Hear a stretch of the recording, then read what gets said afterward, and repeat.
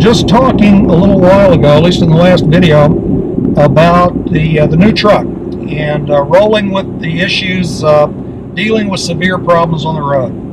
All right, so we talked about the truck. And we said that the saga, particularly with the motorcycle, continued. So this is the continuation. So we got the new truck. The Rampage bike lift has been mounted in the truck. And of course the motorcycle's back at camp yet. And so we get the new truck home and we go to load the motorcycle in the new truck using the Rampage bike lift.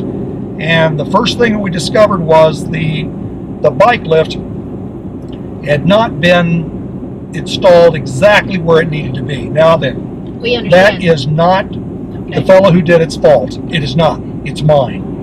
I wasn't there whenever he installed it, and he told me at the outset he had never even seen one of these things before. He had no idea what it was supposed to do or how it worked, and I wasn't there. Because one thing that hasn't come up yet, during all of this time with the truck troubles and all of this, Sharon and I were both sick. For those of you that followed us back at the Hoover Dam video, that's where we got sick, at Hoover Dam. And we had continued to be sick. So anyways, the stuff was going on. So we got the new truck home with load the bike. I needed to adjust the position of the bike lift in the new truck. It wouldn't go down because it was too far forward. Yeah. It needed to be at the tailgate to where this part here can, come down. Yeah. So that's what I'm trying to explain. So the bike lift was actually too far forward towards the cab in the bed of the truck. It needed to come back towards the tailgate some. But as we then took it apart, we could see why he put it there, because you couldn't put it back because of the stuff underneath. Yeah.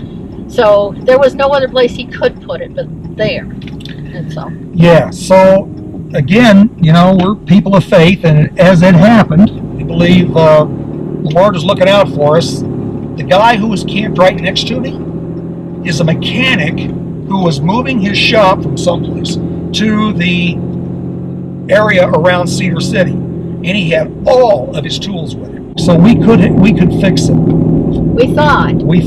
So we took it, unbolted it. That was because he had the tools to be able to do that. That was a project. Yeah. He was so helpful. And he got out there and helped me move it, because this thing weighs several hundred pounds. Oh, I couldn't do it. And the next thing we discovered was when we got it in position so that it would accept the motorcycle, we couldn't get the tailgate back on it. It's over the edge, and you just can't, what are you going to do with the tailgate? Yeah, so now then we're stuck. I have no way to move the motorcycle. All right, so what do you do now? Again, just being flexible. Have to look at the reality of the situation. Again, my time at the campground is running out.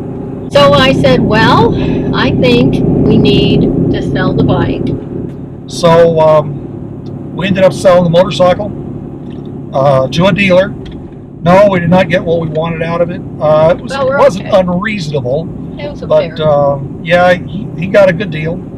And then the bike lift itself, the mechanic who was helping us, his name was Troy, he had expressed interest in it because he was a biker himself, so I sold it to him. So we were okay. We were okay. The bike taken care of, the lift taken care of, and we got a nice brand new truck, so it all worked out. Yeah, so are we done with motorcycling? No, we're not. We're members of CMA, Christian Motorcycle Association. We're going to continue to be CMA members. We're not sure what we're going to do for motorcycles in the future, because one of the first things we have to do is figure out how we're going to move them. Yeah. There are other mechanisms out there to put them in the bed of a truck that I'll have to investigate and look at. We're probably not going to buy another touring bike. So chances are we're going to be looking at something like a dual sport for the next bike. Right now we are busy touring Yellowstone. Yeah. We're going from here here for another couple of weeks actually. Yeah. And then we're going over to Gillette, Wyoming for the CMA Western National Rally. Then we're going to the Pacific Northwest as it stands right now. So anyway, that's where we're at right now. You're not going to see any riding videos for a little bit, but that doesn't mean we're done with motorcycling at all. From Yellowstone National Park, approaching the west entrance, looking for bear as we drive. Yeah. This is Jim and Sharon Drive to Ride. We'll talk to you later. Yeah, thanks for watching. Howdy, partner. Now you come along for the ride, and you come and subscribe, and, thumbs up, hit that bell,